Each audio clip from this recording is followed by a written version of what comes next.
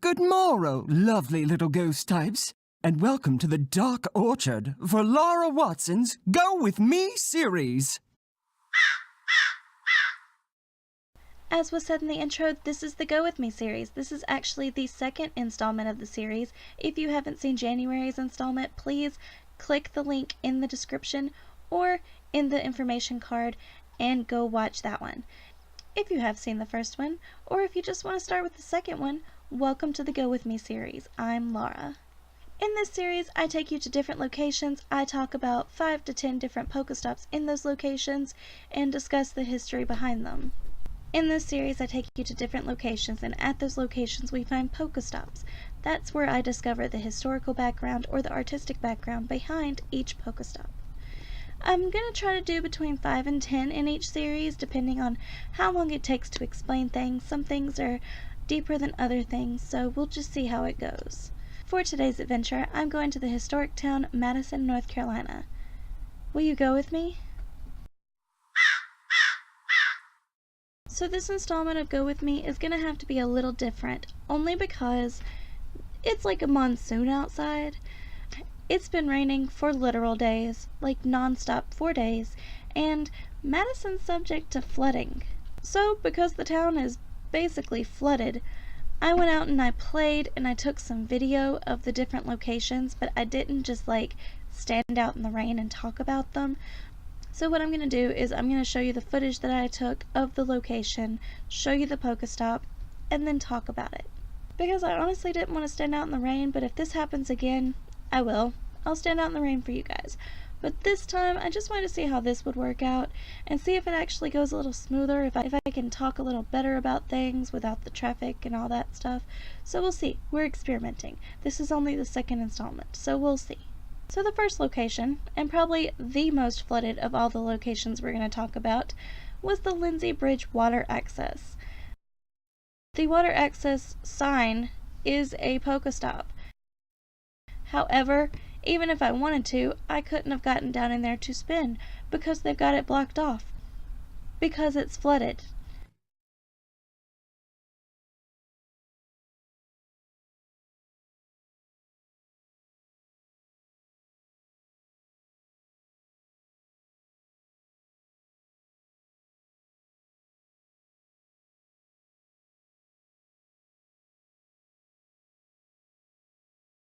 As you saw in that clip, the river is flooded. There's no way I could have gotten down into the PokéStop. They've got it blocked off. And it's so flooded that it's spilling out into the cornfields next to it. I have a lot of good memories with that river. I did a lot of photo shoots there. It's one of my favorite spots. But it floods, and when it floods, it floods. The river is actually right next to the train tracks, and the train tracks separate the river from Pine Hall Brick. Pine Hall Brick is a brickyard where they make bricks. And you'll notice in the rest of the PokéStops that are historic buildings, they're made of brick. The next locations are all 3 at Idle Park. This park is outside of the main town. It's actually tucked away, but it's a really cool location, and I personally really love the walking trail there. But again, flooded, very flooded, so the walking trail looks like a swamp.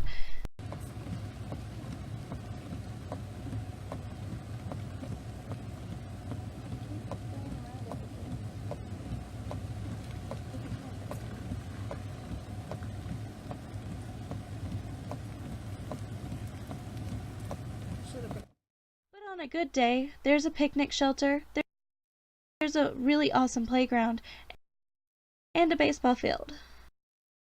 Normally, I wouldn't even have considered going out in the heavy rain. I would have just waited for a different day.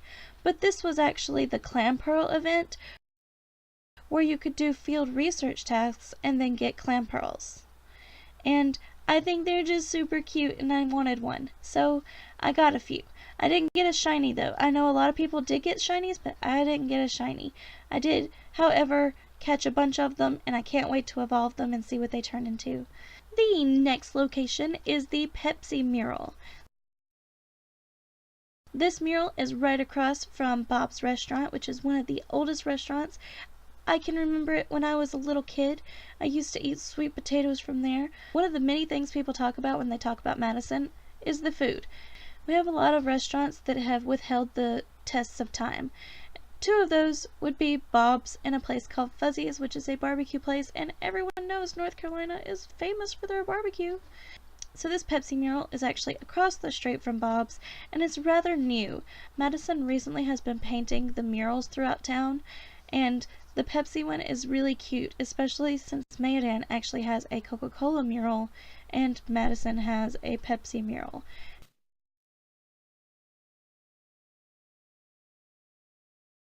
Another fun fact about this Pepsi mural is that it can also be seen in a newer restaurant down the street called Southern Spirits. Inside of Southern Spirits, an identical Pepsi mural can be seen on the wall. So going on down the street, we hit our next PokéStop, and it's another mural. It's a very unique mural, but it's got a farm theme, and it stretches the entire length of the building.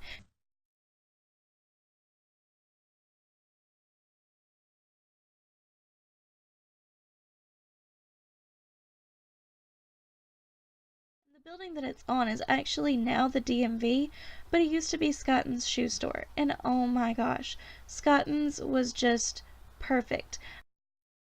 I used to get my cosplay shoes fixed there. I had a pair of boots that I wore as Marie from Soul Eater, and the little peg heel, the end of it came off. I took it to him, he fixed it within a day, only charged $5 to fix both shoes. He was amazing, but he recently retired and now it's just the DMV in there. But as of now, you can still go inside and see his old setup where he used to fix shoes. There's still little trinkets everywhere of like shoe themed ornaments, and it's just really cute to see that in the back of the DMV. It gives you something to look at while you're waiting. Another interesting little factoid about this building was that it was actually used in an Owen Wilson film called Are You Here? Our next location is the town clock. The town clock is the focal point of town. The town clock actually started off as a garage, and if you look at the pictures, you can see the different entry points where the cars would pull in.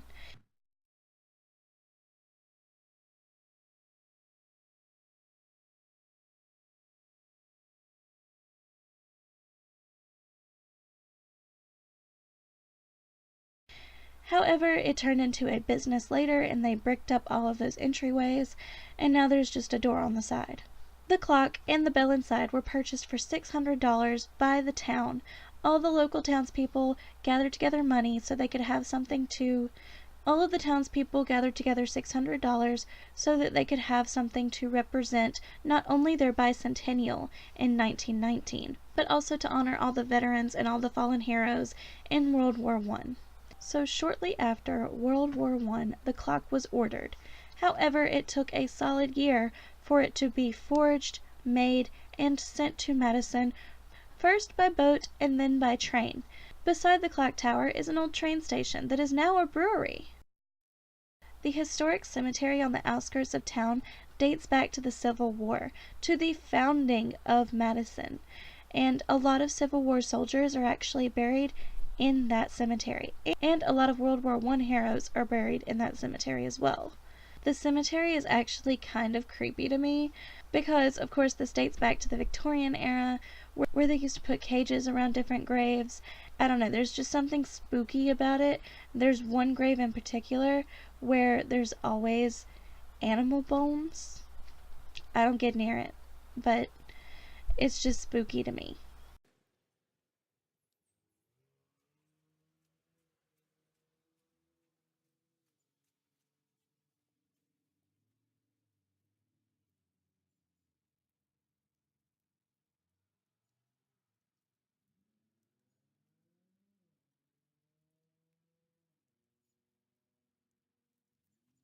But anywho, it's a very historical part of Madison, and it actually shares a lot with Scales Law Office.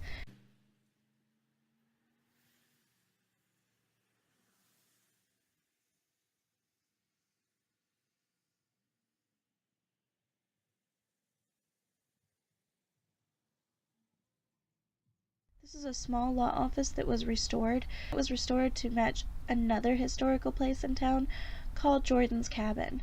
But Scale's law office is actually attached to the cemetery, and it's just a tiny little building. I actually got to go inside and explore it during the second 100-year anniversary of the town. A lot of the books and other things, like the hearth and different parts of the building, are still like they were, even if the building was at one time used for storage. It has been restored and now is set up like the law office would have been set up. And it's actually pretty cool. It's a small building, but it's got a lot of history. Thank you so much for watching. I hope you enjoyed this video, and I hope you go with me again soon. Say bye. Say bye. Bye. This is the Pokemon Go series. Pokemon. The Pokemans. The Pokemans Go. The Pokemans Go. Poke, poke.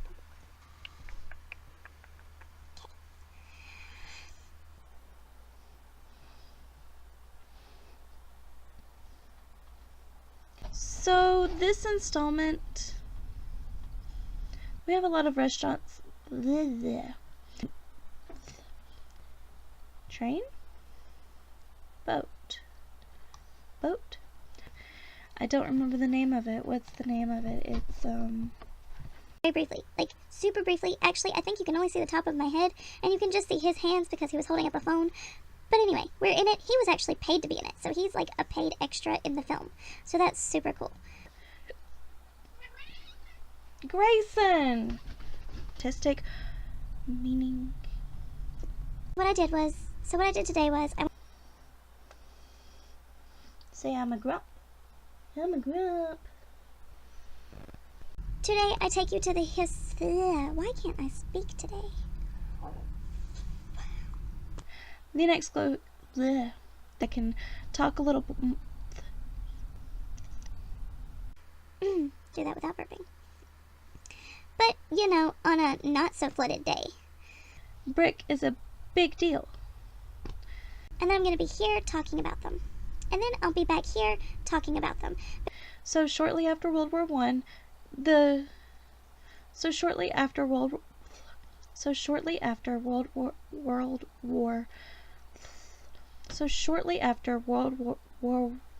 why can't I say that? So shortly after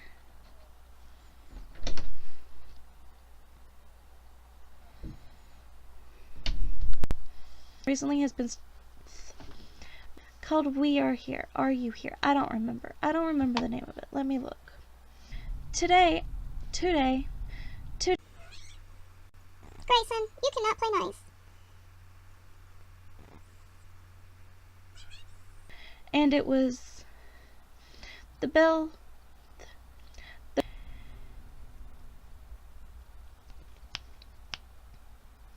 The bell. What I'm going to do is I'm going to show you got something in my eye.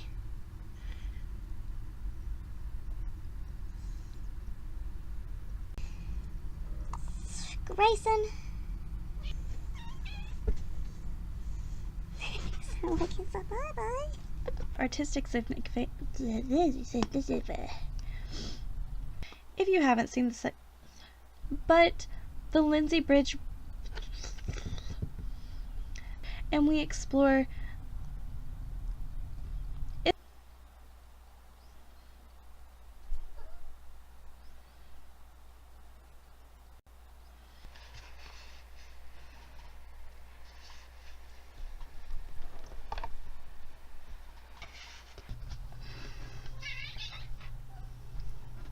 Welcome to the Dark Orchard. I don't need to do that because I already have an intro for this. I need to do that. It's subject to flooding. There's flooding everywhere.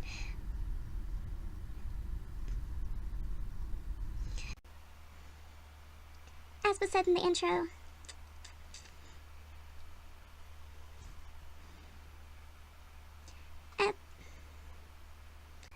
welcome. This is a series where